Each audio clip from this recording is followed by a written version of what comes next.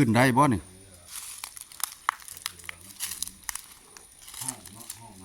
สิขึ้นได้อยู่บ่อันนี้พี่ขึ้นตามนี่นะ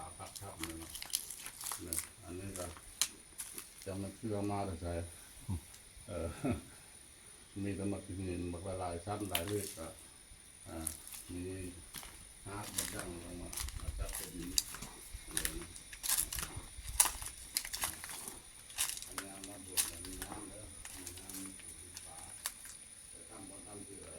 ใช่บอดขึ้นคือบ่เห็นถ้าเก้าคือทางนี้อ๋อขึ้นได้บ่มีแต่ขันห้าขันแปดเนาะเพิ่นมาแก่น้ำบอกน้ำหวานบะหยังก็ได้เพิ่นมาบะที่ว่า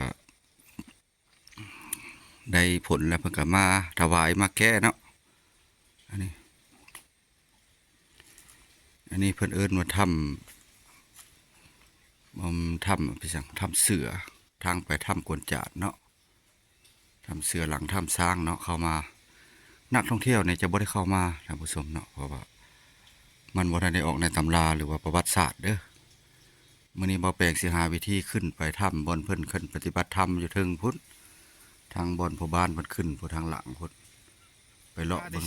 ถ่ายมันทางนี้สิก่อนนี่แหละทรงพระโอ้ทรงพระนี่บ่แม่พระนมัดเจ้าฮู้บอกว่าพระนมัดน้ำเที่ยงมื้อใดเพิ่นส่งย่างเลยเขาเจ้าแม่สูงแล้วบอกให้เสวยค่ะโซพ่อพ่นจากตกเนาะเขาเจ้าสูงแล้วโอ้ค่อยแล้วรอท่าอยู่ได้โดยไปเบิ่งถ้ำปฏิบัติธรรมก่อนผู้ทับเสือผู้มื้อนี้สิพาพี่พาน้องไปเปลี่ยนบรรยากาศเนาะไปเลาะถ้ำเสือแล้วก็กายถ้ำสร้างเข้าไปแล้วพี่น้องเพราะว่าเพื่อนว่ามีอาจารย์เนาะมาขึ้นปฏิบัติธรรมว่างสงกรานต์นี้เนาะ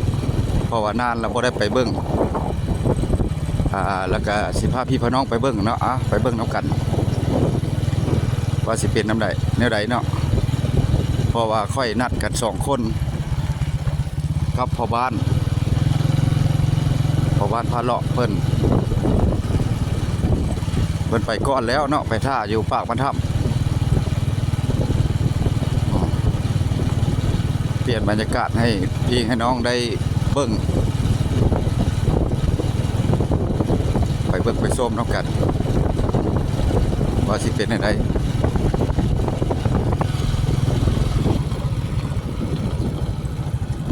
น้ำเต็มจุลุจล่อแล้วได้พี่น้องเอ้ย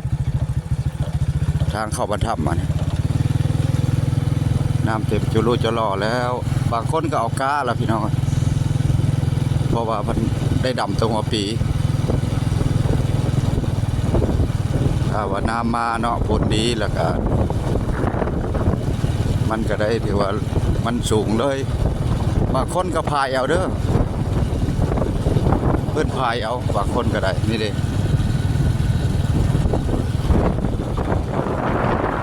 บางคนเพื่อนก็พายเอาแล้ว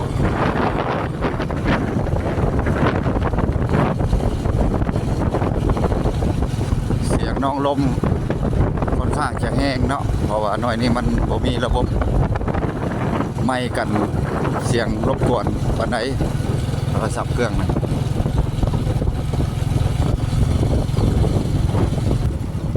น้ำหลายเลยได้พี่น้องเต็มมดตามหนองปลาก็ขึ้นมดขึ้นมาไข่วางไข่แต่ละนองนี่ก็พอได้กินอยู่ว่าแปลงไปตึกเนาะไปตึกแห่ก็พอได้อยู่ป่ามันขึ้นมาแล้วตรงหน้าบรรทับในส่วนหลายเพิ่นจะมักลงตัวหัวปีลงกาบรรทับในเขางามเลยก็จะเป็นไส้ปุ๋ยเพราะว่ามันเป็นหน้าตีนบ้าน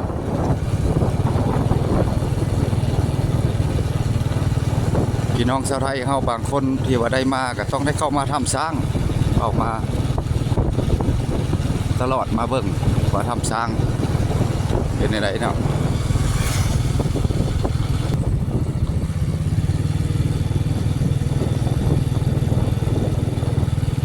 ทางเข้าถ้ำก็มีลูกศรนะบอกดีบอก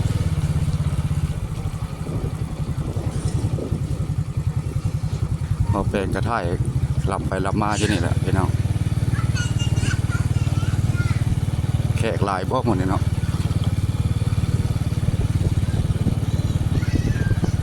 น้ำห้วยนี่ก็เปื้อนเนาะเพิ่นมักทิ่มของเสียลงแล้วมันเปื้อนพุ่นละน้ำมามันก็สุไปเพราะว่าเพิ่นยันฮอดก่อนเลยฮอดแล้วเนี่ยเบิ่งส่งอันนี้รถเพิ่นจอดอยู่แล้ว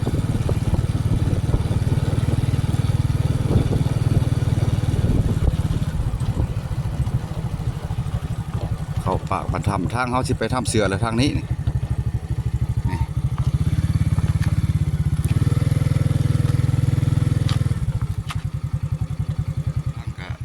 แขกกะสิบ่หลายปานใดมื้อนี้ค่อยเบิ่งส่งนะมันมืดผลแต่ว่าได้ค่อยสิไปทำเสือพุ่นทำปฏิบัติธรรมพุ่นไปเบิ่งนํกันว่าแถวนั้นเพิ่นตกกาตกมุงกันแล้วบ่พุ่นละผ่าหน่อยนี่แหละพี่น้อง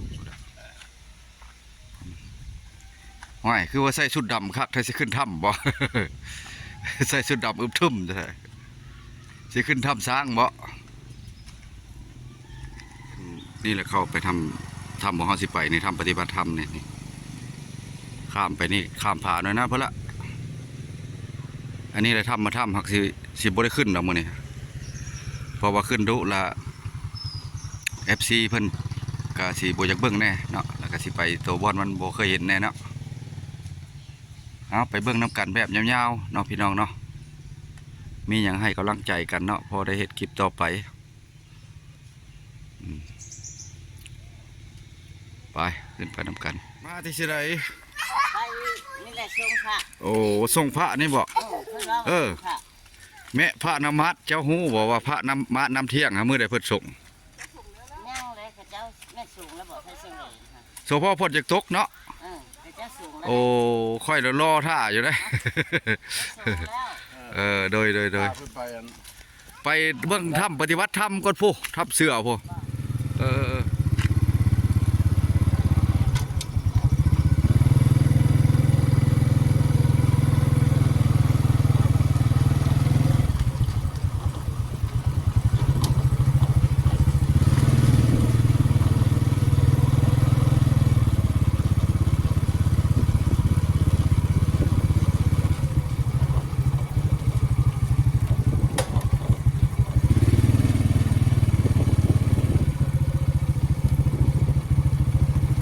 กันหน้าตาเด้อเด้อไกลหน้าไกลตาเด้อ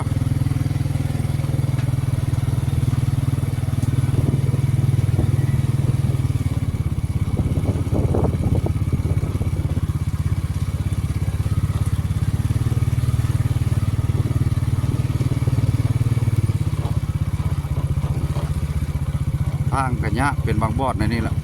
ทางไปถ้ำก็ดิรถไถมาได้รถใหญ่เนี่ยยัดค่าเลยรถเก่งนี่ค่าอะไรประเภทรถเก่งนะโอ้ยเพิ่นส่งพระอันนั้นล่ะพระน้ำเที่ยงนะเพิ่นส่งแล้วเนาะเพิ่นคอยว่ารอท่าเฉพาะคนจะตกแกขมวนเฮาเนี่ยไปถ้ำไปถ้ำ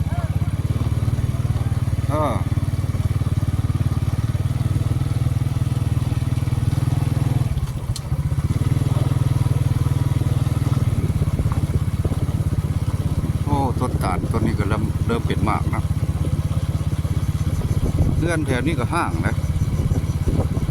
พี่น้องอ่ะเงื่อนแถวนี้ห้าง อยู่แคมป์ห้วยเลยแต่ว่าห้าง หลังคาห้างหลาย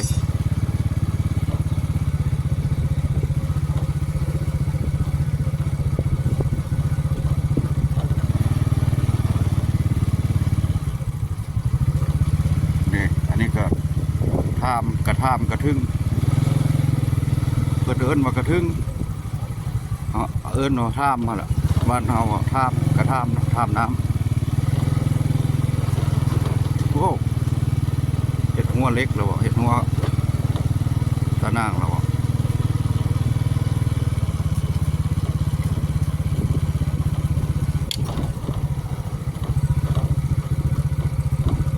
คนเห็ดสวนอ้อยซะละ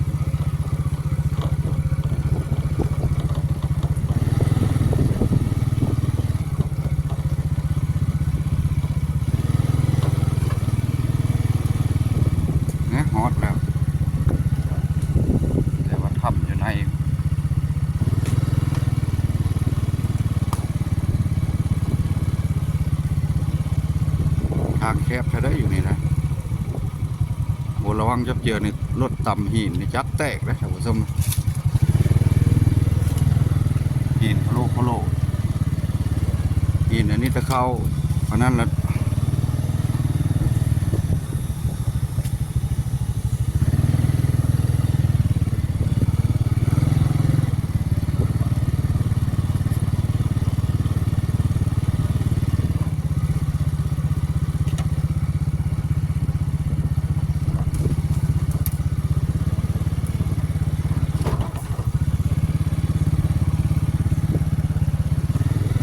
ขอบมาในนี่เย็นเนาะอากาศเย็น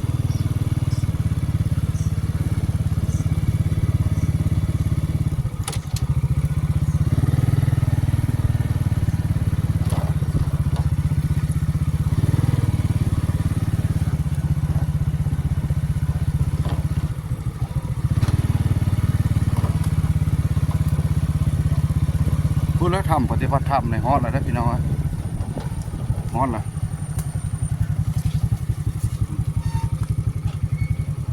ฮอดแล้วทำฮอดแล้วได้ที่ไหนเทิงนี่ได้นี่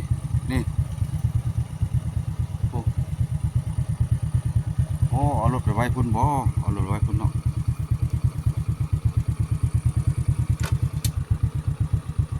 อ๋อจะห้อยรถอันนี้ห้อยรถอันนี้เพิ่นมาเอาก้าบ่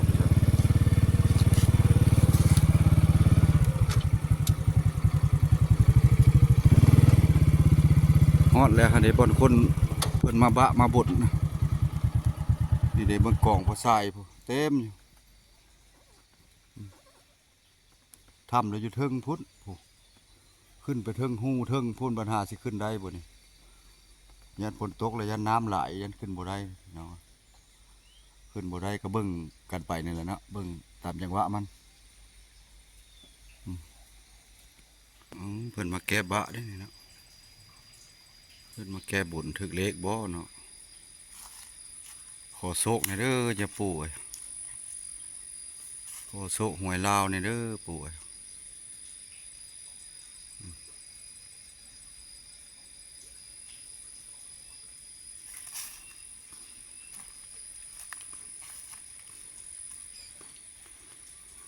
น้ำใสเย็นไหลตลอดเวลาเลยน้ำขอเก็บภาพถ่ายบรรยากาศในเด้ออย่าปู่เอ้ยถ่ายภาพนะอันนี้ก็สิเป็นทางขึ้นเลยนี่ทางขึ้นถ้ำขึ้นไปถึงมีหูขึ้นได้อันนี้เพิ่นมาแก้บนตามเบิ่งมีแต่ขันห้าขันแปดเนาะเพิ่นมาแก้น้ำบอกน้ำหวานบะหยังก็ได้เพิ่นมาบะที่ว่าได้ผลแล้วเพิ่นก็มาถวายมาแก้เนาะอันนี้เพิ่นเอิ้นว่าถ้ำพี่สั่งถ้ำเสือทางไปถ้ำกวนจาดเนาะถ้ำเสือหลังถ้ำสร้างเนาะเข้ามานักท่องเที่ยวเนี่ยจะบ่ได้เข้ามาท่านผู้ชมเนาะเพราะว่ามันบ่ได้ออกในตำราหรือว่าประวัติศาสตร์เด้อมื้อนี้บ่แปลงสิหาวิธีขึ้นไปถ้ำบนเพิ่นขึ้นปฏิบัติธรรมอยู่เทิงพุทธทางบนผู้บ้านเพิ่นขึ้นผู้ทางหลังพุทธไปเลาะเบิ่งนะถ่ายเบิ่งทางนี้ซะก่อนมื้อนี้แล้วบ่แปลงสิพาพี่พี่น้องขึ้นทางเทิงพุ่นสิขึ้นได้บ่เพราะว่าเขาบ่ได้มาหลายปีแต่ฉะนั้นฝนตกแล้วมันสิขึ้นบ่ได้ถ้าฝนตกแล้วขึ้นบ่ได้เพราะว่ามันน้ำหลายพระน้ำเที่ยงแล้วเพิ่นส่งแล้วค่อยว่าสิไปเฉพาะเพิ่นอยากตกเพิ่นส่งแล้วเนาะรออยู่เฮาแต่เก้าเพิ่นประกาศแล้วเฮาก็สิไปนำเพิ่นวันนี้ละเพิ่นส่งแล้วพี่น้องแต่ว่าส่งก็ย่ามื้อหน้าจังสิไปถ่ายให้เบิ่งเนาะถ่ายให้เบิ่งพระน้ำเที่ยงอันบนทำน้ำเที่ยงแล้วมันน้ำน้อยๆแต่ว่าบ่แห้งสิฝนตกมาก็ยามเทิงผาว่าเป็นแบบน้ำสร้างศักดิ์สิทธิ์อยู่นี่ก็ศักดิ์สิทธิ์คือกันทำพฤษีบนเพิ่นปฏิบัติธรรมเนี่ยเบิ่งพระเจ้ามาแก้บุญนะก็ศักดิ์สิทธิ์คือกันแข่งขม้วนพี่น้องแข่งขม้วนไปเบิ่งน้ำกันเนาะทางนั้นขึ้นได้บ่นี่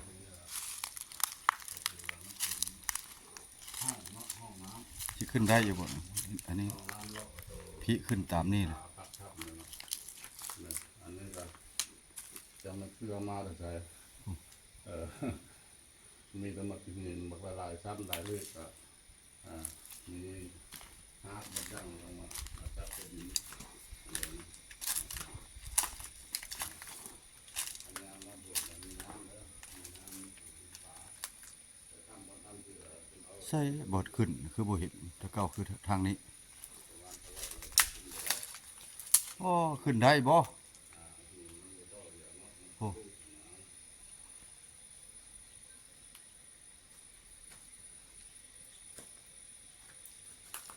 ว่าย่านขึ้นบ่ได้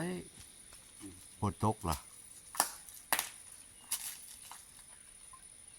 มาผู้เดียวก็ขึ้นย่านแต่มาก็ขึ้นงาน โอ้ย่านเด้ แต่วันหน้า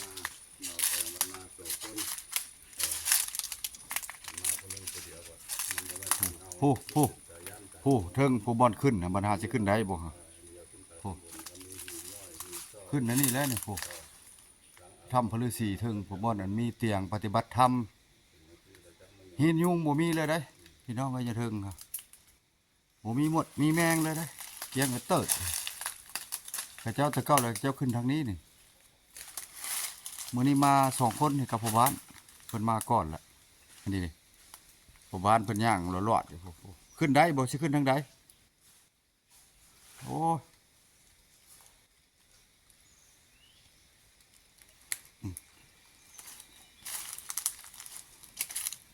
ถ้าขึ้นบ่ได้ก็ขอโทษขออภัยเนาะน้องฝนตกแล้วมันยากเสี่ยงถ้าเฮาถ่ายอยู่พี่ก็ขึ้นไปมันก็ยากน้ำมันหลาย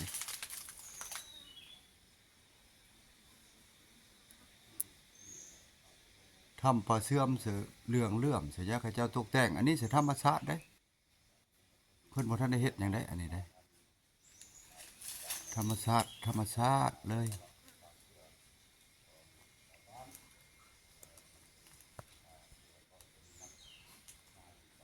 ทำกวดจานก็จะไปอยู่เห็นมีหลายคนผู้ไปพัก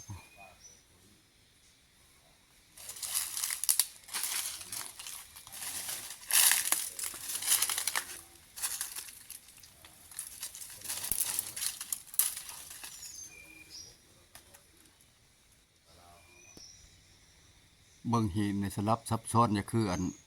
นมผาเนี่ยนี่เป็นย้อยอยู่นี่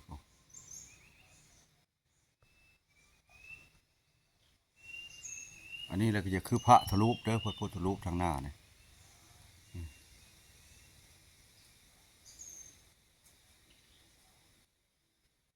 โอ้ยขึ้นบ่ได้เนาะ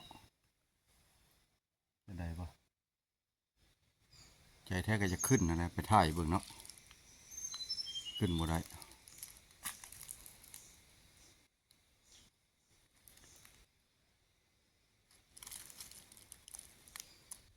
ทางนี้เราเพิ่นเอากาแล้วเด้อโอ้ดอกคูณเริ่มโป่งใบเลยดอกคูณไปเลยเพิ่นเอาตะกร้าแล้วได้เห็นข้าววะเนี่ยตัวนี้เพิ่นพายเอาเด้อกาก็แบบพายเอาเลยป้านกหลายแท้เนาะนกจุกหลายเลย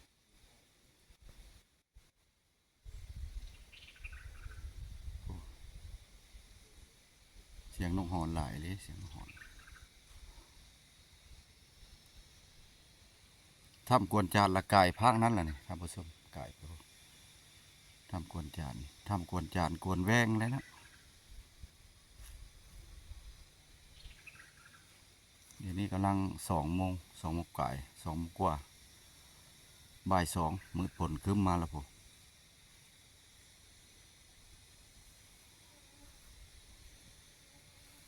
ประวัติของถ้ำเสือแล้วนั่นนี่เป็นก็ปีมาแล้วเพิ่นได้มาคลิปนี้ก็พอประมาณนั้นแหละพี่น้องเนาะ